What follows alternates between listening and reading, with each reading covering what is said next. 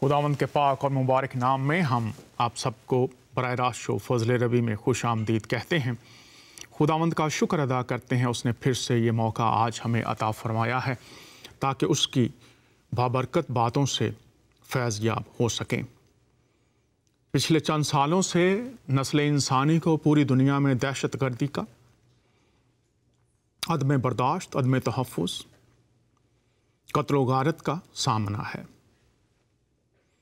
और इन तमाम अफ़आल को अंजाम देने वाले लोग किसी न किसी अक़ीदे, किसी न किसी शरीयत की पैरवी करने वाले हैं और वो अपने इन तमाम अमाल को किसी न किसी तालीम की रोशनी में जस्टिफाई करते हैं कि उनके तमाम ये अमाल दुरुस्त हैं। और ना सिर्फ वो खुद करते हैं बल्कि बहुत से दीगर लोगों को भी उभारते हैं, कायल करते हैं ताकि उनके हम ख्याल बन जाएं। और इस वक्त ऐसे लोग पूरी दुनिया में पाए जाते हैं। इन अकीदों, इन तालीमात जिन पर तमाम लोग चल रहे हैं, उनका ताल्लुक चाहे दुनिया के किसी भी खित्ते से क्यों नहीं है। बड़ी बात यह है कि आप अगर दीन इलाही की बात करते हैं तो आप ये समझते हैं कि मैं खुदा के लिए ये फ़राइज़ हैं जो मुझे सर अंजाम देने हैं, ये हदायत हैं जिन पर मुझे चलना है, मुझे ये करना है, मुझे ये फ़राइज़ सर अंजाम देने हैं और लोग कर भी रहे हैं। लेकिन इससे बड़ी बात यह है कि हम क्या बन रहे हैं। हमारी सूरत, हमारा किरदार, हमारे अमाल कौन से फल हैं जो पैदा कर रहे हैं। खुदा ताला ने तमाम इंसानों को शख्सी तौर पर और इज्तिमाई तौर पर ये हक बख्शा है कि वो खुदा के कलाम की तहकीक करें, खुदा के कलाम से रहनुमाई पाएं, शख्सी तौर से और इज्तिमाई तौर पर भी। तमाम शरीयतों जो अध्ययन कहते हैं कि हम इल्हामी अध्ययन हैं, सवालात और तनकीद के बौछार है, एतराज़ात हैं, तनकीद है जो मुसलसल एक फ़िरका दूसरे फ़िरके पर, एक मज़हब दूसरे मज़हब पर, एक फ़लसफ़ा और तालीम दीगर तमाम तालीमात को नीचा दिखाने के लिए या उनको झूठा साबित करने के लिए या अपने आप को अफजल तरीन और अपने मकतबा फ़िक्र को बुलंद व बाला और अफजल साबित करने के लिए लोग तरह तरह के हरबे और तरीके इस्तेमाल कर रहे हैं। नतीजा हमारे सामने है। खुदा के कलाम में से बड़े बोझ के साथ आज आपके सामने रखना चाहता हूं कि तमाम शरीयतों का निचोड़, तमाम शरीयतों की तकमील, ये स्लाइड हम बाद में दिखाएंगे। शरीयतों की तकमील किस में होती है। मैं आपके सामने पढ़ना चाहता हूं मत्ती की अंजील में से, और गौर से सुने तमाम मुसलमान हों, मसीही हैं, हिंदू हैं, सिख हैं, यहूदी हैं। शरीयतों की तकमील, आप कहते हैं हम शरीयत पर चल रहे हैं, हम इस शरीयत के पैरोकार हैं, उसकी तकमील किस तरह से होती है। आइए मत्ती की अंजील में से देखते हैं। 22वां बाब है और उसकी 34वीं आयत से किसी ने खुदावंद यीशु मसीह मसीही मानते हैं, मुसलमान बहन भाई उनको नबी मानते हैं, उनकी तालीम, उन्होंने क्या जवाब दिया शरीयतों की मुकम्मल तकमील के हवाला से। यहां पर 34वीं आयत में लिखा है, और जब फरीसियों ने सुना कि उसने सदूकियों का मुंह बंद कर दिया तो जमहा हो गए, और उनमें से एक आलिम शरा ने आजमाने के लिए उससे पूछा, ये आम शख्स नहीं है, शरीयत का आलिम है, उस्ताद है, सिखाने वाला है। आजमाने के लिए उससे पूछा, ए उस्ताद, तौरेत में कौन सा हुक्म बड़ा है। उसने उससे कहा कि खुदामंद अपने खुदा से अपने सारे दिल और अपनी सारी जान और अपनी सारी अक्ल से मोहब्बत रख, बड़ा और पहला हुक्म यही है। और दूसरा इसकी मानिंद यह है कि अपने पड़ोसी से, अपने हम जिन्स इंसान से अपने बराबर मोहब्बत रख। 40वीं आयत, इन्हीं दो हुक्मों पर तमाम, गौर कीजिए, तमाम तौरेत और अंबिया के सहीफों का दारोमदार है। खुदा से मोहब्बत और इंसान से मोहब्बत, इस पर तमाम अंबिया के सहाइफ, सूरह अल बकरा 136वीं आयत, सहाइफ दिए गए हैं, पढ़ लीजिए कोई भी। और यीशु मसीह आज नस्ल इंसानी को तमाम मसाइल का जो सामना है और उन मसाइल के हल को ढूंढने में कासिर हैं। शरीयतों का निचोड़, 40वीं आयत फिर आपके सामने पढ़ता हूं, लिखा है, इन्हीं दो हुक्मों पर तमाम तौरेत और अंबिया के सहीफों का मदार है। खुदा के इल्हाम की तकमील, खुदा के मुकाशफों का अजर और नतीजा, खुदा से मोहब्बत और इंसान से मोहब्बत। और आज अगर कोई शख्स कहता है मैं किसी शरीयत पर चल रहा हूं, तो उसका नतीजा क्या निकल रहा है? खुदा से मोहब्बत है, इंसान से मोहब्बत है, या कुछ और है? और आइए इसी मोहब्बत के बारे में जल्दी से आपके सामने रख देना चाहता हूं कि अगर कोई दावा करता है कि उसके अंदर वो खुदा जिसने शरीयतें दी हैं, सहाइफ दिए हैं, उसकी मोहब्बत है, तो पौलुस रसूल पहले करंथियों के खत के 13वें बाब में इस बात को साफ कर देता है। शायद किसी के दिल में उतर जाए खुदा की बात। अगर मैं आदमियों और फरिश्तों की जुबानें बोलूं और मोहब्बत ना रखूं, तो मैं ठन ठनाता पीतल और झनझनाती झांझ हूं। और अगर मुझे नबूवत मिले और सब भेदों और कुल इल्म की वाकफियत हो, और मेरा ईमान यहां तक कामिल हो कि पहाड़ों को हटा दूं, और मोहब्बत ना रखूं, तो मैं कुछ भी नहीं। और अगर अपना सारा माल गरीबों को खिला दूं या अपना बदन जलाने को दे दूं और मोहब्बत ना रखूं, तो मुझे कुछ भी फायदा नहीं।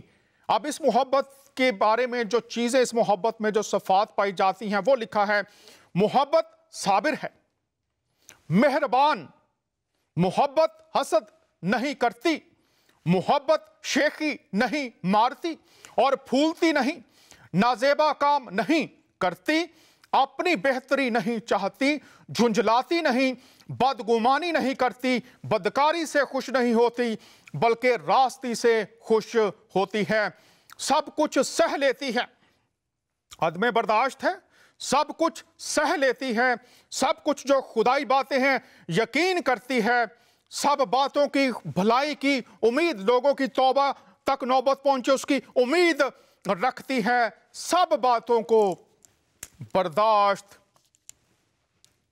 करती है।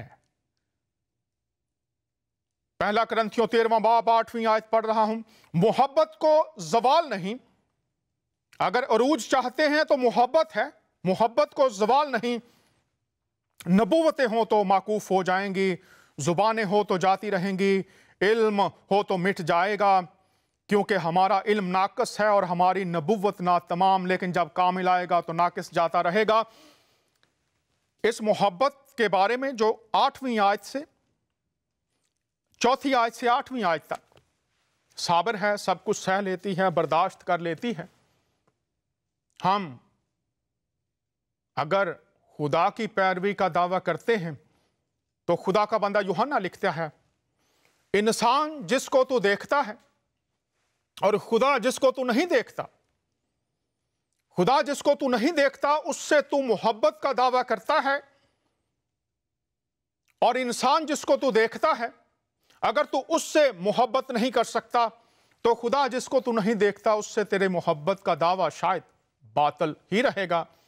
अगर ये दो अहकाम आज नस्ल इंसानी को, चाहे उनका ताल्लुक किसी मजहब से, किसी मकतबा फिक्र से क्यों नहीं है, खुदा से मोहब्बत और हम जिन्स इंसानों से मोहब्बत, और ये खुदावंद यीशु अल मसीह ने सलीब पर जब एक तरफ एक डाकू, दूसरी तरफ दूसरा डाकू, और जो सलीब चढ़ाने वाले थे, जो नाइंसाफी करने वाले थे, जो बेइज्जती करने वाले थे, जो उसके मुंह पर थूकने वाले थे, जो उसके खिलाफ साजिशें करने वाले थे, यीशु मसीह खुदावंद मुसलमान बहन भाई नबी मानते हैं। आपने फरमाया, ए बाप ए खुदा, इनको मुआफ कर, ये नहीं जानते कि क्या करते हैं। खुदा पर छोड़ देना चाहिए, मोहब्बत का सफ़र जारी रहना चाहिए, मोहब्बत के चिराग जलते रहने चाहिए ताकि नफ़रतों के अंधेरे कम होते जाएं। खुदावंद यीशु मसीह की ज़ात अक़दस की बात करते हैं तो बाइबल में लिखा है यीशु मसीह कल, आज, स्लाइड प्लीज, बल्कि अबद तक यकसा हैं। यीशु मसीह कल, आज, बल्कि अबद तक यकसा हैं। इससे मुराद यह है कि यीशु मसीह कुदरत में, इख्तियार में, हैसियत में, रुतबा में ला तब्दील हैं, और जिस तरह से वो अपनी जमीनी खिदमत के वक्त अपनी खिदमत में लोगों को शिफा बख्शते थे, गुनहगारों के लिए मुआफी का ऐलान करते थे, मुर्दों को जिंदा करते थे, टूटे हुए दिल महरूम तबकों के लोगों को संभालते, ढारस देते, उनके पास जाते थे। यीशु मसीह आज भी उसी कुदरत और इख्तियार को रखते हैं। आज हम बात करेंगे यीशु अल मसीह की शिफाया खिदमत के ताल्लुक से। अगली आयत हम देखते हैं कि यीशु मसीह कल, आज, बल्कि अबद तक यकसा। तो जब वो जमीन पर थे, चंद यहां पर आयात हम देखते हैं कि उनमें से कुव्वत शिफा के लिए निकलती थी। यहां पर हम लूका की अंजील 6 बाब और 17 था 19 आयात को देखते हैं। यीशु मसीह की खास बात, अगर वो कल, आज, बल्कि अब तक यकसा हैं, अगर किसी शख्सियत के बारे में यह दावा किया जाता है तो आइए देखते हैं। जब वो जमीन पर थे, खिदमत कर रहे थे, तो 17वीं आयत, और वो उनके साथ उतरकर हमवार जगह पर खड़ा हुआ, और उसके शागिर्दों की बड़ी जमात और लोगों की बड़ी भीड़ वहां थी, जो सारे यहूदिया और यरूशलेम और सूर और सैदा के बहरी किनारों से उसकी सुनने और अपनी बीमारियों से शिफा पाने के लिए उसके पास आई थी। और जो नापाक रूहों से दुख पाते थे वो अच्छे किए गए, और सब लोग उसे छूने की कोशिश करते थे, क्योंकि उससे क्योंकि कुव्वत उससे निकलती और सबको शिफा बख्शती थी। अब यहां पर शागिर्द हैं, बड़ी भीड़ है, इज्तिमा है, बहुत से लोग हैं, और ज़ातुल मसीह उनके दरमियान है। और आप जब लोगों के दरमियान हैं तो कलाम खुदा वाज़े करता है कि उनमें से कुव्वत निकलती थी और सबको शिफा बख्शती थी। यह एक बड़ी बात है जो अनाजील के मुसन्नफीन ने हम तक पहुंचाई है। अगर उसकी ज़ात कल, आज, अब तक यकसा है, तो क्या होता था? जहां भी वो जाते थे वहां पर लोग शिफा पाते थे। आइए एक और आयत देखते हैं। और एक औरत, ये लूका की अंजील 8वां बाब है, और एक औरत जिसके 12 वर्ष से खून जारी था और अपना सारा माल हकीमों पर खर्च कर चुकी थी और किसी के हाथ से अच्छी ना हो सकी थी, उसके पीछे आकर उसकी पोशाक का किनारा छुआ और उसी दम उसका खून बहना बंद हो गया। इस पर यीशु ने कहा, वो कौन है जिसने मुझे छुआ? जब सब इनकार करने लगे तो पतरस और उसके साथियों ने कहा, ऐ साहिब, लोग तुझे दबाते और तुझ पर गिरे पड़ते हैं। मगर यीशु ने कहा, किसी ने मुझे तो छुआ तो है, क्योंकि मैंने मालूम किया कि कुव्वत मुझसे निकली है।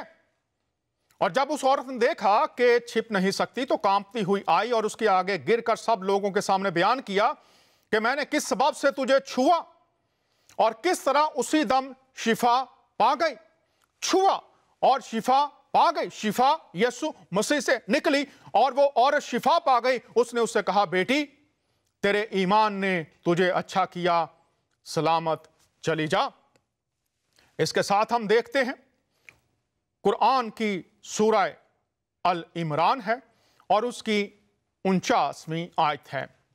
और वो बनी इस्राइल की तरफ रसूल होगा, मैं तुम्हारे पास तुम्हारे रब की निशानी लाया हूं। मैं तुम्हारे लिए परिंदे की शक्ल की तरह मिट्टी का परिंदा बनाता हूं और फिर उसमें फूंक मारता हूं तो वो अल्लाह ताला के हुक्म से परिंदा बन जाता, और अल्लाह ताला के हुक्म से मैं मादर जाद अंधे को और कोढ़ी को अच्छा कर देता हूं और मुर्दों को जिंदा करता हूं।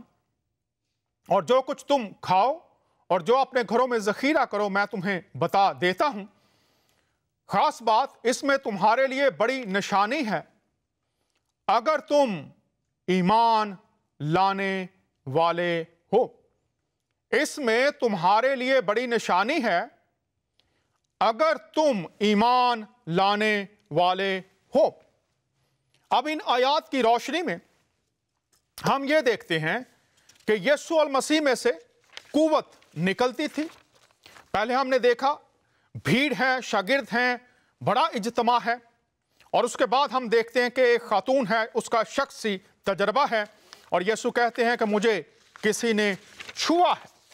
और फिर सूरह अल इमरान में जब इन मोजज़ात की, यीशु मसीह की कुदरत का बयान किया गया है तो वहां पर है कि वो शिफा देते थे, मुर्दों को जिंदा करते थे। और अबरानियों का मुसन्निफ इस बात को खोलता है कि यीशु मसीह कल, आज, बल्कि अब तक यकसा हैं। उनका इख्तियार, उनका रुतबा, उनकी कुदरत, उनकी हैसियत, उनका मर्तबा तमाम जमानों में उनकी ज़ाते अक़दस के वसीला से ये तमाम बरकत लोग पाते रहेंगे, क्योंकि वो हमेशा से हमेशा तक यकसा हैं। अब इसका सबूत आज के दौर में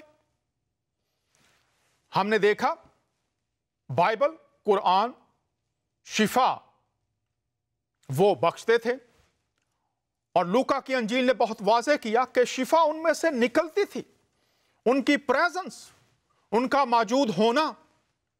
तो अगर बाइबल ये दावा करती है कि यीशु मसीह कल, आज, बल्कि अब तक यकसा है, तो अगर दावे की तस्दीक ना हो, अगर दावे को साबित ना किया जाए, तो फिर वो दावा तो हो सकता है लेकिन उस पर ईमान लाना या उसको कबूल करना शायद मुश्किल हो जाए। लेकिन यीशु मसीह, जिनके बारे में लिखा है, अभी हमने पढ़ा कि शिफा उनमें से निकलती थी, और इसमें बड़ी निशानी है, अगर तुम ईमान लाने वाले हो। इससे मुराद ये है, अगर आप देखें सूरह अल माइदा की आखिरी आयत देखें और सूरह अल इमरान की 55 आयत देखें, तो मसीह के पैरोकार, मसीह पर ईमान लाने वाले लोग, उनको सहाबी कहा गया और उनकी बरकत की बात भी की गई कि वो खुदा के फर्मा बरदार हैं। अगर आप सूरह अल माइदा में और सूरह अल इमरान में पढ़ें और यूहन्ना की अंजील का पहला बाब और उसकी 12वीं आयत पढ़ें, और करंथियों में दूसरे खत में जब हम पढ़ते हैं जो मसीह में है वो नया मखलूक है, तो जो पैरोकार बनते थे यीशु अल मसीह के ईमान लाने के वसीला से वो लोग ये बरकत पाते थे। ईमान ये कि यीशु मसीह है जो माजी में शिफा बख्शता था, हाल में भी शिफा बख्श सकता है और मुस्तकबिल में भी उसकी कुदरत में कोई कमी नहीं होगी। अगर इसकी तस्दीक हो, अगर यह साबित हो, तो फिर तो यीशु मसीह कल, आज, बल्कि अब तक यकसा है। और अगर साबित ना हो, चूंकि वो लोगों को शिफा देते थे, तो अगर आज भी वो ऐसा करते हैं, तो फिर तो हम जानेंगे कि हां, जो कुछ बाइबल में लिखा है, चूंकि खुदा का कलाम जो खुदा ने हम तक पहुंचाया है, ऐसा नहीं कि वो बेतासीर हो, ऐसा नहीं कि उसमें अबहाम पाया जाए, ऐसा नहीं कि उसकी तकमील हमें नजर ना आए। चूंकि खुदा अपने कलाम को साबित करने के लिए यिर्मयाह की किताब में उसने फरमाया था कि वो बेदार रहता है। इससे मुराद ये है, वो खुश है, वो तैयार है कि अपनी जाते अक़दस के वसीला से जो बरकत उसने नस्ल इंसानी के लिए जो दरवाजे खोल रखे हैं, उन दरवाजों में दाखिल होने वाले इन बरकत का तजर्बा कर सकें, चूंकि ये उसकी मोहब्बत है। तो क्या आज भी वो ऐसा करता है? आइए, हमारे साथ एक मेहमान हैं, उनसे बात करते हैं और फिर जानेंगे, देखेंगे इस बात का सबूत। मसीही खुदावंद मानते हैं, मुसलमान बहन भाई उनको नबी मानते हैं, तो क्या वो यकसा हैं? हमारे साथ पास्टर सुनील सिंह हैं। पास्टर सुनील सिंह साहब, खुश आमदीद, कैसे हैं आप? बहुत बहुत शुक्रिया डॉक्टर दानियल। मैं आपका और ज़िंदगी टीवी का और उस खुदा का बहुत बहुत शुक्रिया अदा करता हूं कि जिनकी वजह से मुझे आज ये मौका मिला कि मैं अपनी ज़िंदगी की गवाही को पूरी दुनिया में बांट सकूं। जी, बहुत शुक्रिया। चूंकि यीशु मसीह पूरी दुनिया से प्यार करते हैं, इसलिए वो चाहते हैं कि पूरी दुनिया के लोग उनकी ज़ात अक़दस से उस तरह से वाकिफ़ हों जैसा बाइबल मुक़द्दस में लिखा है। तो आप पहले ये बताइए, आपका जन्म, पैदाइश कहाँ हुई, किस परिवार में हुई, किस धर्म के मानने वाले थे आप? थोड़ा सा पहले ये बताइए हमें। जी, मेरा नाम सुनील सिंह है और मैं उत्तराखंड पौड़ी गढ़वाल डिस्ट्रिक्ट से बिलोंग करता हूं और उसमें एक छोटा सा गांव है, कुंड गांव, जहां मेरा पैदाइशी स्थान है। और वालिदैन के बारे में, परिवार के बारे में बताइए थोड़ा सा। जी, और मैं हिंदू बैकग्राउंड से हूं और हम लोग देवी देवता का पूजा करते थे पहले। बहुत ज़्यादा देवी देवता का हम लोग पूजा करते थे। हम यीशु मसीह को बिल्कुल भी नहीं जानते थे।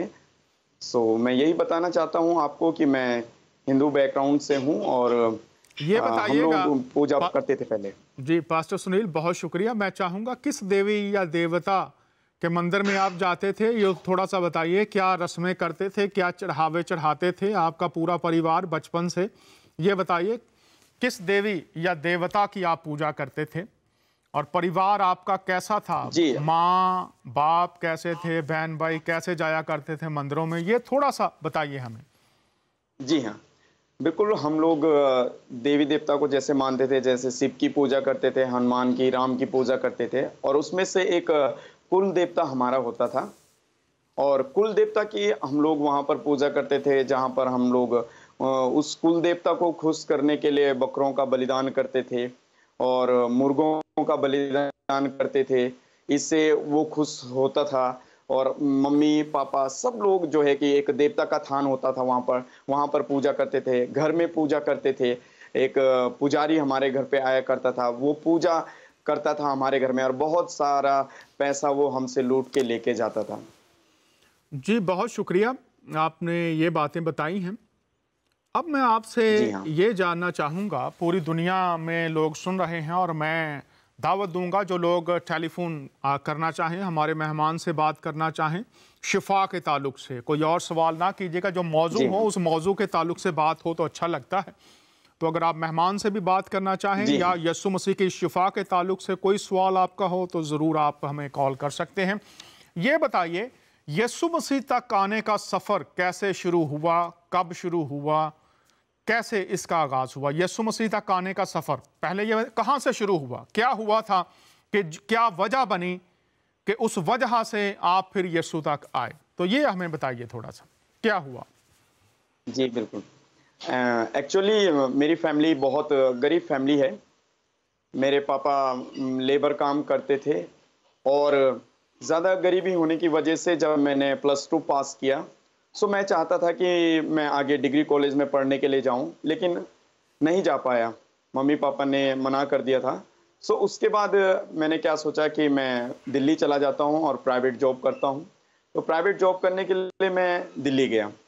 लेकिन जब दिल्ली गया तो मैं प्लाज़ा कनॉट प्लेस से पीछे प्लाज़ा पड़ता है, वहाँ पर मैं जॉब लग गया था।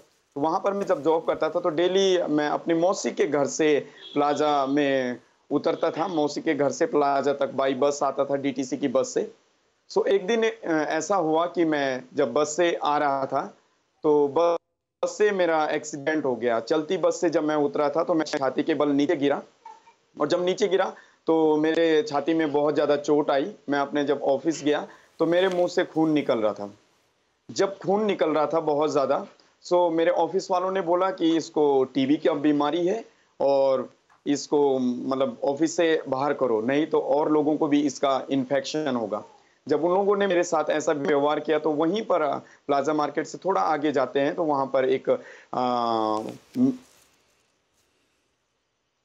पर एक हॉस्पिटल है, लेडी हार्डिंग मेडिकल कॉलेज है वहाँ पर, तो उसमें मैं गया था। तो वहाँ पर जब मैं गया उन्होंने मेरा चेकअप किया, कफ टेस्ट किया और ब्लड टेस्ट किया, एक्सरा उन्होंने लिया। तो उन्होंने भी बोला कि आपके लंग्स में चोट आ रखी है और ये जो है कि टीबी का लक्षण है। सो मुझे बहुत बुरा लगा कि फैमिली पहले से ही हमारा फैमिली बैकग्राउंड बहुत वीक है। सो मैं कैसे घर जाऊं? तो मैंने सोचा कि मैं कुछ नहीं कर सकता इसमें, मेरा घर जाके अच्छा नहीं है, क्योंकि ये जो बीमारी फैलने वाला है मेरे भाई बहन को हो सकता है, मेरी माँ को हो सकता है। तो मैंने क्या किया वहां पर कि वहीं पर लाल बिल्डिंग आगे पड़ता है। सो मैं लाल बिल्डिंग के पास एक रेलवे ट्रैक है वहां पर, तो मैं सोचा कि वहां जाके मैं अपना सुसाइड कर लूं और मर जाऊं।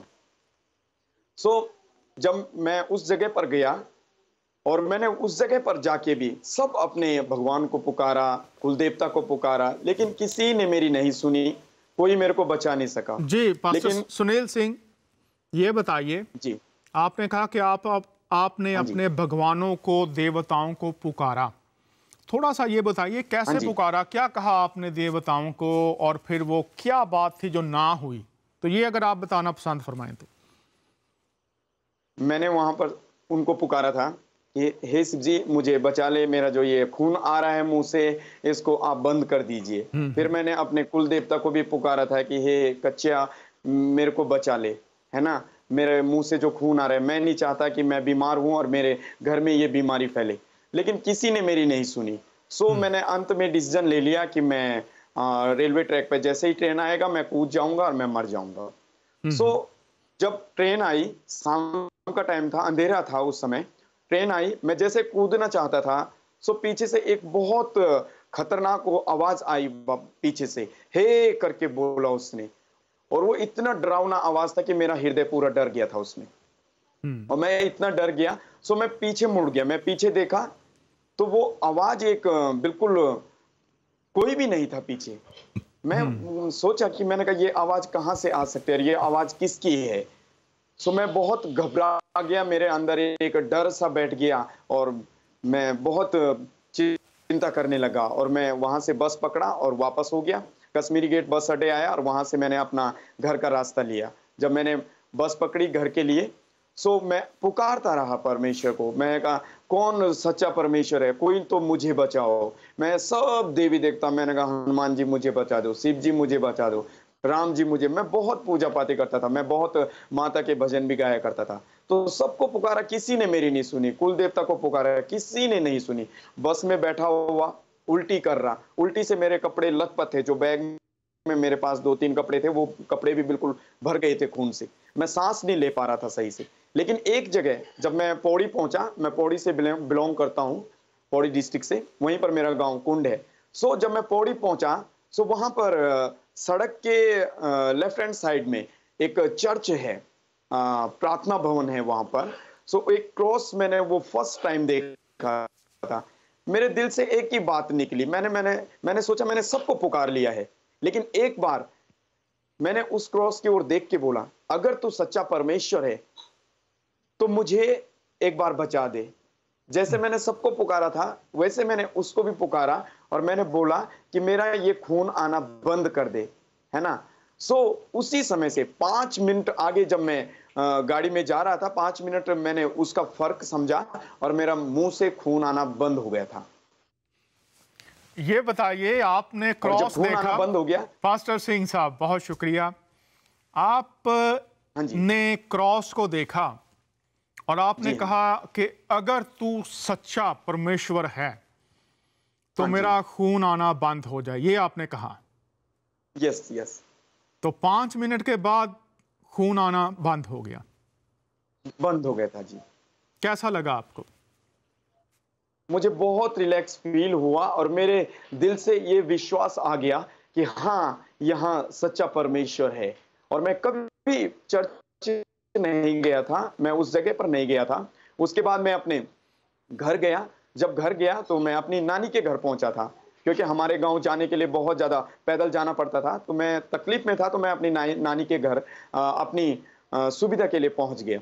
जब मैं अपनी नानी के घर गया तो नानी ने बोला, बेटा तेरी तबीयत तो खराब हुई है, तेरे को उल्टी हुई है, खून की उल्टी हुई है, तो एक बार हम क्या करें कि डॉक्टर के पास चलें। सो जब उन्होंने डॉक्टर के पास जाने के लिए बोला, मैंने कहा ठीक है, आप अपने दिल की तसल्ली के लिए चलना चाहते हो तो चलो।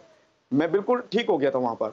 सो डॉक्टर के पास गए तो डॉक्टर ने भी फिर से एक्सरे किया, मेरा कफ टेस्ट किया, ब्लड टेस्ट किया। सो उसमें रिपोर्ट आई कि इसको लंग्स रप्चर है इसका और इसको टीबी का बीमारी है। उन्होंने भी प्रूफ कर दिया उसको कि टीबी का बीमारी है। सो मैं बहुत दुखी हुआ। मैंने कहा चलो प्रभु, ब्लड आना तो बंद हुआ है, लेकिन फिर भी टीबी का बीमारी ये बता रहा है। सो उसके बाद मैंने नानी को बोला, नानी जहां से मेरा खून आना बंद हुआ है मैं उसी जगह एक बार और जाना चाहता हूं। हम्म। सो दोबारा से जब संडे आया तो संडे को मैं उस जगह पर गया, प्रार्थना भवन पौड़ी में गया। वहां पर पास्टर मोजेस हैं। सो वहां पर जब मैं गया सो उनसे मेरी बात हुई। संडे को हम लोग वहां पर गाने चल रहे थे, फिर वचन भी चल रहा था। सो सब मैंने सुना और लास्ट में मैंने पास साहब से अपनी गवाही शेयर किया। मैंने बताया कि मैंने एक बार इस क्रॉस को देखकर बोला कि अगर तू सच्चा परमेश्वर है तो मेरा खून आना बंद हो जाए, और 5 मिनट बाद मेरा खून आना बंद हो गया है। तो पास्टर जी ने मुझसे कहा कि आपको प्रभु यीशु मसीह ने चंगा कर दिया है। जब पास्टर जी ने मुझसे कहा कि आपको प्रभु यीशु मसीह ने चंगा कर दिया है, मेरे दिल में बहुत शांति मिली और मेरे दिमाग से वो बात हट गई जो डॉक्टर ने बोली थी कि तुझे टीबी की बीमारी है। मेरे दिल में ये बात आ गई कि मैं अब चंगा हूं, और मैंने यही सोचा कि मैं डॉक्टर के पास नहीं जाऊंगा। फिर भी जब मैं घर गया उसके बाद तो नानी ने कहा कि जब डॉक्टर तेरे को बता रहा है कि तेरे अंदर बीमारी है तो तू एक बार सही से जा और चेकअप करा और सब कुछ अच्छा हो जाएगा, है ना, दवाई ले। सो जब मैं वहां पर गया फिर नानी मेरे को डॉक्टर के पास ले गई। डॉक्टर ने फिर से मेरा चेकअप किया। उन्होंने मेरे को मेडिसिन भी दिया, 1 हफ्ते का मेडिसिन दिया था कि 1 हफ्ते के बाद बोला था कि 1 हफ्ते बाद आप आना। 1 हफ्ते मैंने मेडिसिन खाई और उसके बाद उन्होंने दोबारा टेस्ट किया। जब दोबारा टेस्ट किया तो सारी रिपोर्ट मेरी नॉर्मल थी। तो जब और मुझे डॉक्टर ने बहुत खुशी हुई कि जो पास्टर जी ने मेरे लिए कहा था कि मैं यीशु मसीह ने मुझे चंगा कर दिया है, और वो रिपोर्ट मुझे मिल गई कि मैं आज यीशु मसीह के नाम से चंगा हूं। जी बहुत शुक्रिया। जी 1 हफ्ते के बाद डॉक्टर्स ने चेक किया और आपको शिफा मिल गई। यस, तो फिर यीशु मसीह के लिए आपके दिल में क्या आया और यीशु मसीह के साथ यीशु आपका रिश्ता कैसा बना, ये थोड़ा सा बताइए हमें। शिफा मिल गई, फेफड़े नए हो गए, तो यीशु मसीह के साथ फिर किस तरह जी से बिल्कुल। आपने जब अपना। यीशु मसीह ने मुझसे, जी कीजिए बात। उसके बाद जब मैं चंगा हो गया था तो उसके बाद मैंने दोबारा से मैं चर्च में गया और रेगुलर चर्च जाना शुरू कर दिया मैंने, और चर्च जाया करता था। वहां पर अच्छे से रहता था, संगति करता था, वचन सुन सुनता था, वचन की शिक्षा में बढ़ता चला गया, प्रभु की आराधना में बढ़ता चला गया और मुझे यीशु मसीह से लगाव हो गया कि मैंने कहा यीशु तेरे जैसा कोई नहीं है अब। तूने मुझसे प्यार किया है और तूने मुझे बचा लिया है। मुझे मेरी बीमारी से तूने मुझे छुटकारा दिया है, तूने मुझे चंगा किया है। इसलिए यीशु तूने मुझे एक नई जिंदगी दी है, तो मैं तुझे नहीं छोड़ सकता और मैं तेरे पीछे चलूंगा। मैंने अपनी जिंदगी में यीशु को अपना प्रभु मान लिया और उसी के पीछे चलने के लिए अपनी जिंदगी को मैंने यीशु मसीह को दे दिया कि मैं यीशु मसीह के चलूंगा। मैंने अपनी जिंदगी से वायदा कर दिया और यीशु से भी कह दिया कि मैं तेरे पीछे चलूंगा। और मैं हमेशा दुआ करता था, प्रार्थना करता था, प्रभु में बढ़ता था और उसके बाद मैं गाना नहीं गा पाता था कई बार। सो जब गाना नहीं गा पाता था, क्योंकि नाजरीन कुछ टेक्निकल खराबी है जिस वजह से राब्ता मुनक़ता हो गया है। जो ही पास्टर सुनील से हमारा राब्ता बहाल होता है, हम यीशु अल मसीह की वो कुदरत जो उनमें से निकलती और लोगों को शिफा बख्शती थी, उसकी बात बाइबल की रोशनी में कर रहे थे। और फिर हमने देखा कि यीशु मसीह कल, आज, बल्कि अब तक यकसा है। 2000 साल पहले जो कुछ वो करते थे यरूशलेम की गलियों में, गलील, नासरत, कफरनहूम और बैतसैदा और दीगर इलाकों में, वहाँ पर भी इंसान थे। आज बर्रे सगीर में बैठे हुए ये इंसान जब यीशु अल मसीह की हजूरी से उस वक्त लोग शिफा पाते थे। आज हमारे सामने बाइबल मुकद्दस का ये दावा कि यीशु मसीह कल, आज, बल्कि अब तक यकसा है, माजी में, हाल में, मुस्तकबिल में एक से हैं, उसका वाज़े सबूत। बहुत से लोग कभी कभी ये भी कहते हैं कि मसीही जो हैं वो गरीब लोगों को रिश्वत देकर या कुछ और लालच देते हैं और फिर लोग यीशु मसीह के पैरोकार बनते हैं। एतराज़ करने वालों के अपने एतराज़ात हैं, अपनी सोचें हैं, लेकिन शिफा का मुतबादल ये शख्स बर्रे सगीर में बैठा हुआ आपके सामने उसने बयान किया किस तरह से फेफड़ों का मर्ज, बीमारी और यीशु मसीह ने खून जो उल्टी की सूरत में निकलता था बंद किया। और आपने उन्हीं की जुबानी ये सुना कि हफ्ते के बाद किस तरह से यीशु मसीह ने उनको मुकम्मल शिफा याबी अता फरमाई। तो आइए, हमारा राबता फिर से बहाल हो गया है। प्यारे यीशु मसीह की शिफा बख्शने वाली कुदरत का कमाल, उनकी मोहब्बत जो हर शख्स के लिए बगैर तरफदारी के जारी है, चाहे उसका ताल्लुक दुनिया के किसी भी खित्ते से क्यों नहीं है। यीशु मसीह आए ताकि तमाम बनीनो इंसान खुदा की मोहब्बत और शिफा का तजर्बा करें। आइए इस तजर्बे की कहानी सुनते हैं। पास्टर सुनील हमारे साथ हैं। पास्टर सुनील, आपने ये फरमाया कि आपने यीशु मसीह को अपना खुदावंद कबूल कर लिया। बहुत से लोगों के लिए ये बड़ी मुश्किल बात है। वो उनको नबी मानते हैं, वो उनको एक अच्छा उस्ताद मानते हैं, वो उनको एक अच्छा शख्स मानते हैं, उनके मोजज़ों का यकीन भी करते हैं, उनके बारे में बहुत आला ख्यालात भी रखते हैं, लेकिन खुदावंद मानना उनके लिए मुश्किल है। जैसा कि जब वो इस ज़मीन पर थे उस वक्त भी बहुत से लोग उन पर ईमान लाए, बहुत से नहीं लाए। आज़ाद मर्जी है खुदा की। आप ये बताइए, आपने खुदावंद कबूल किया, कैसे खुदावंद कबूल किया? उसके बाद मैं आपसे पूछूंगा कि फिर आपकी ज़िंदगी में क्या तब्दीलियां आईं। पहले ये बताइए, क्या आपने खुदावंद यीशु मसीह से कहा और किस तरह से आपको यकीन हुआ कि वो आपकी ज़िंदगी के खुदावंद बन गए हैं? ये थोड़ा वाज़े करके बताइएगा, कैसे आपने उनको कहा कि मेरी ज़िंदगी का खुदामंद बन, और फिर आपकी ज़िंदगी में तब्दीलियां आईं? तो पहले ये बताइए। मैं आपको बताना चाहता हूं कि जब मैं परमेश्वर के वचन को सुनता था, तो उत्पत्ति पहली अध्याय में जी, जो लिखा है। पास्टर सिंह साहब 1 मिनट मुझे दीजिएगा, क्योंकि पूरे बड़े सगीर में लोग इस लफ्ज़ को नहीं समझते। जब आप वचन कहते हैं तो वो मैं पहले बता दूं। वचन बाइबल मुकद्दस को पढ़ने को कहा जाता है कि वचन पढ़ रहे हैं। तो ये बात याद रखें, जब वो कहेंगे कि वचन, तो इससे मुराद है बाइबल मुकद्दस को पढ़ना और सुनना। और जी, बात कीजिए।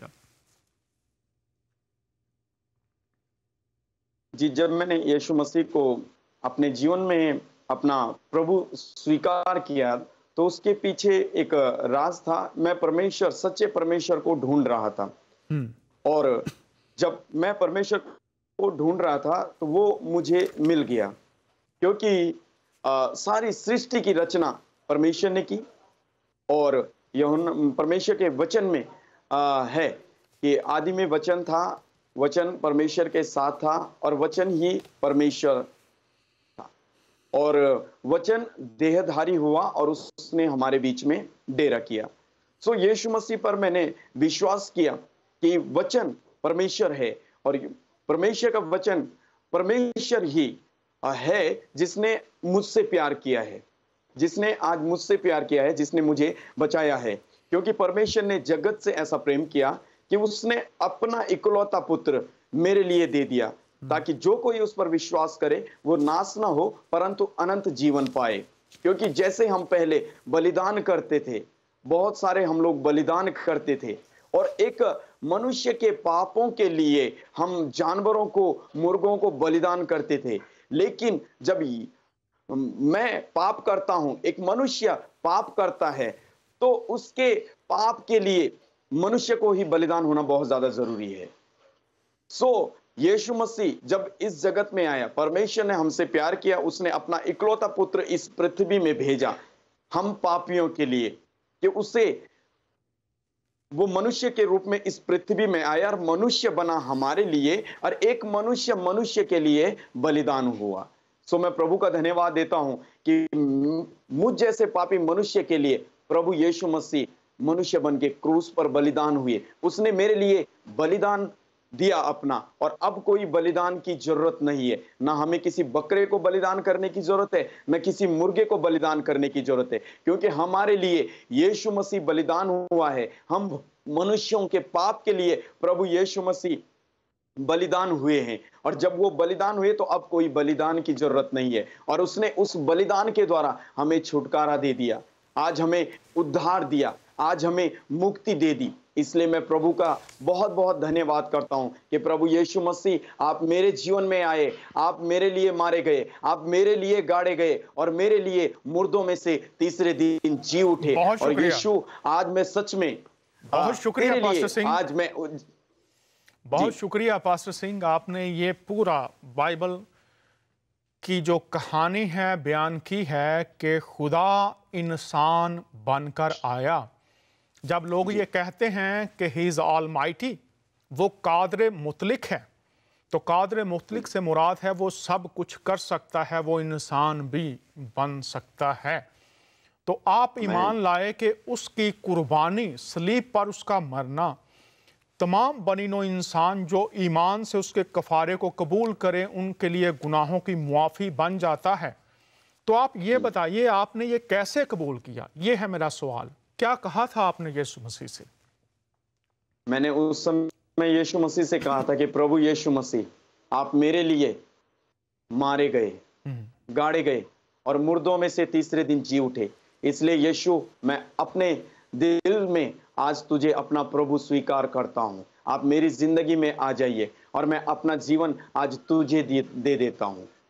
बहुत शुक्रिया। जब आपने ये दुआ कर ली जी कि मैं आपको अपना खुदामंद मानता हूं, अपना जीवन आपको देता हूं, इस दुआ के बाद क्या हुआ आपकी जिंदगी में? फिर क्या क्या तब्दीलियां आई? हुआ क्या इसके बाद? जो ही ये दुआ कर लेते हैं, क्या हुआ जी। आपकी जिंदगी में, ये बताइएगा। आपकी जिंदगी में, आपकी बात कर रहा हूं, दरखास्त कर रहा हूं, आपकी जिंदगी में क्या हुआ, क्या तब्दीलियां आई? जब जी।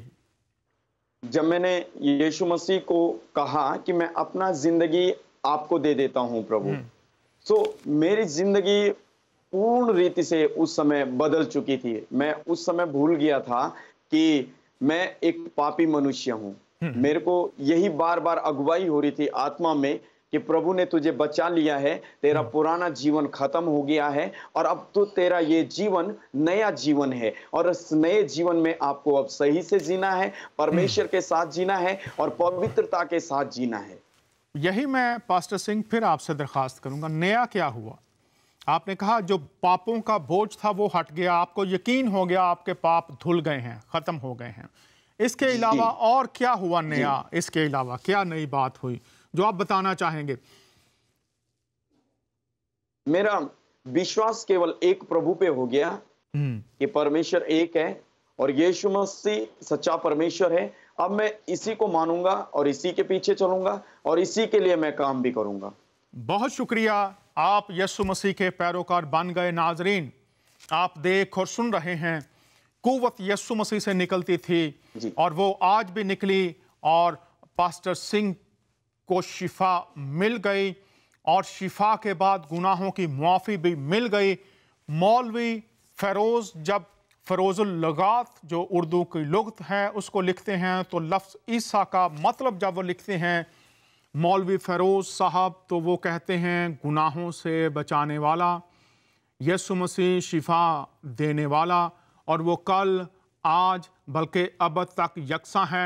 आज आपके सामने एक शख्स इस लाइव शो में आपको बता रहा है। ये बताइए पास्टर सिंह, किसी ने आपको कोई लालच तो नहीं दिया कि आप आएँ और दुनिया को बताएं, कोई रुपया पैसा या किसी ने कोई लड़की आपको दे दी हो आप मसीही बन जाएं, कोई ऐसी बात तो नहीं है आपके साथ? नहीं जी, नहीं। तो आप अपनी खुशी के साथ आप खुशी के साथ बता रहे हैं जो यीशु ने आपकी जिंदगी में किया है। मेरे लिए यही काफी था कि मेरी जिंदगी बच जाती, मुझे ये दूसरा जीवन मिला है और वो मुझे यीशु मसीह ने दूसरी जिंदगी दी है। यीशु तो मैं मसीह प्रभु ने, का धन्यवाद देता हूँ। जी बहुत शुक्रिया। आप सुन रहे हैं नाजरीन, यीशु मसीह जब यूहन्ना शागिर्द जो पतमस के जजीरे में था, उनका एक शागिर्द था, कैद हुआ था पतमस के जजीरे में, मुकाशफा की किताब के पहले बाब में है, यीशु की गवाही देने के सबब से। और जब वो मायूस होगा, नाउमीद होगा शायद, तो यीशु मसीह ने अपनी ज़ियारत फरमाई और यीशु मसीह यूहन्ना के साथ मुलाकात करते हैं और आप फरमाते हैं, देख मैं मर गया था, जिंदा हूं और अब्दुल-अबाद जिंदा रहूंगा। मुकाशफा की किताब इस सच्चाई को खोलती है और अबरानियों का मुसन्नफ ये कहता है कि उसकी कुदरत, उसकी मोहब्बत, उसकी मुआफ़ी, उसकी बहाली, हमेशा की जिंदगी का दरवाज़ा उसके वसीला से खुला हुआ है। और आज आप इस सदाकत को पूरा होते हुए आज 2017 में आपके सामने एक शख्स बैठा हुआ इस बात की गवाही दे रहा है। और अगर कोई शख्स पूरी दुनिया में सवाल करना चाहे तो ये लाइव शो है और इस लाइव शो में आप बात कर सकते हैं। पास्टर सिंह, आप ये बताइए कि अब आप यीशु मसीह के लिए क्या कर रहे हैं? जब आपको शिफा मिल गई, हमेशा की जिंदगी और मुआफ़ी मिल गई, आपसे मौत का खौफ दूर हो चुका है, हमेशा की जिंदगी का यकीन आपके अंदर है, तो आप इस प्रभु के लिए, इस यीशु मसीह खुदावंद के लिए, आप उनकी ज़ात अक़दस के लिए क्या कर रहे हैं? जी, जब यीशु मसीह ने मुझे जिंदगी दे दी, सो मैंने उस दिन तय कर दिया था कि यीशु तूने मुझे ये नई जिंदगी दी है, सो अब मैं जीऊंगा तो तेरे लिए और मरूंगा तो तेरे लिए, मैं तेरा काम करूंगा। उसके बाद जब मैंने ये वायदा परमेश्वर से कर दिया, प्रभु यीशु मसीह से कर दिया, तो मेरे को रात में स्वप्न आया और प्रभु यीशु मसीह ने मुझसे अपने स्वर्गदूत के द्वारा बातचीत किया और उसने मुझे अपनी सेवकाई के लिए बुला लिया। और आज ये बताइएगा पास्टर सिंह, माफी चाहता हूं, आपको रोकूंगा। प्रभु यीशु आपके ख्वाब में आए या वैसे आपसे मुलाकात हुई और आपको खिदमत के लिए बुलाया उन्होंने? ये थोड़ा सा धीरे से बताइए, क्या हुआ ये? मैं जब मैं सो रखा था, सो उस समय जब मैं बेड पे सो रखा था, तो मेरे सामने एक व्हाइट स्वर्गदूत मेरे सपने में दिखाई दे रहा है और वो कह रहा है कि मैंने तुझे अपनी सेवा के लिए चुना है। और एक बात साफ-साफ मेरे कानों में पड़ रही थी उस समय कि प्रभु यहोवा का आत्मा मुझ में है और उसने सुसमाचार प्रचार करने के लिए मेरा अभिषेक किया है। सो मुझे वो बात मैंने उस जब मैं बाइबल खोला और बाइबल में देखा तो वो यशायाह 61 में लिखा हुआ था और मैंने उसको दिल से रिसीव किया, स्वीकार किया कि प्रभु तुम मुझे अपनी सेवा के लिए इस्तेमाल करना चाहता है। जी देखिए नाजरीन, यीशु मसीह पतमस के जजीरा में यूहन्ना पर जाहिर हुए थे और आज देखिए 2017 में ये शख्स आपके सामने पास्टर सिंह बयान कर रहे हैं कि वही यीशु मसीह सपने में मेरे पास आए और जब मैंने आवाज सुनी तो वो यशायाह 61 बाब के खुदा का रूह मुझ पर है, उसने मुझे खुशखबरी सुनाने के लिए मसा किया है। और यीशु मसीह ने इनको अपनी खिदमत के लिए, अपने कलाम की मनादी के लिए दीगर दुनिया के लोगों तक मोहब्बत का, शांति का, अमन का, मुआफ़ी का, बर्दाश्त का, शिफा का, जिंदगी का पैगाम पहुंचाने के लिए चुन लिया है। तो पास्टर सिंह आप बताइए किस तरह से आप इस बुलावे को आप पूरा कर रहे हैं? जी, अभी हम लोग यहीं पर सेवा कर रहे हैं, चंडीगढ़ में सेवा कर रहे हैं। हमारे पास पूरी मिनिस्ट्री है और 60-70 विश्वासी हमारे चर्च में आते हैं। हम लोग अच्छे से प्रभु की सेवा कर रहे हैं और मेरे दिल में एक तरस है कि आज दुनिया पापों में डूब रही है। सब लोग, जितना भी हम लोग देखते हैं, दुनिया आजकल के जवान और जितने भी महिलाएं होती हैं, पुरुष होते हैं, बहुत सारे पाप में हैं। मैं उनके लिए दुआ करता हूँ, प्रार्थना करता हूँ कि प्रभु आप इनके जीवन में आ जाइए, आप इनके जिंदगी को बदल दीजिए। उन लोगों के पास हम जाते हैं, प्रभु का वचन सुनाते हैं, उनसे कहते हैं कि यीशु मसीह सच्चा परमेश्वर है। यीशु मसीह किसी के जाति को नहीं बदलता, किसी के धर्म को नहीं बदलता, लेकिन यीशु मसीह जिंदगी देता है और हमारी जिंदगी को बदल देता है कि हम पापों में नहीं रहते, लेकिन हम पवित्रता का जीवन धारण करते हैं और परमेश्वर के साथ ईमानदारी और सच्चाई से चलते हैं। बहुत शुक्रिया पास्टर सिंह का पैगाम पूरी दुनिया के लिए है। यीशु मसीह किसी के धर्म को नहीं बदलता, किसी की जात को नहीं बदलता, वो बातन में इंसान की जिंदगी को बदल देता है। और जो लोग ये कहते हैं जी मसीही लोगों को मसीही बना रहे हैं, हमारा काम यीशु मसीह से लोगों को मुतारफ करवाना है ताकि वो शिफा पाएं, वो जिंदगी पाएं, गुनाहों की माफ़ी पाएं, आसमान की बादशाहत के वारिस बन जाएं, दुनिया में अमन और मोहब्बत फैलाने वाले बन जाएं, क्योंकि यीशु मसीह का यही पैगाम है। पास्टर सिंह साहब, खुदावंद आपको लंबी जिंदगी दे। जैसा आपने कहा आपके अंदर ये तर्स है कि आप दुनिया को मसीह से मुतारफ करवाएं। आपको मैं 3 मिनट दूंगा। अगर आपके पास यही वक्त हो कि आपने दुनिया को पैगाम देना है, आपकी जिंदगी की कोई उम्मीद नहीं थी, खुदावंद ने आपको शिफा और जिंदगी दी, पूरी दुनिया को क्या पैगाम देना चाहेंगे? 3 मिनट आपके पास हैं, सोचकर जैसे भी आप बयान करना चाहें, पूरी दुनिया को क्या पैगाम देना चाहेंगे?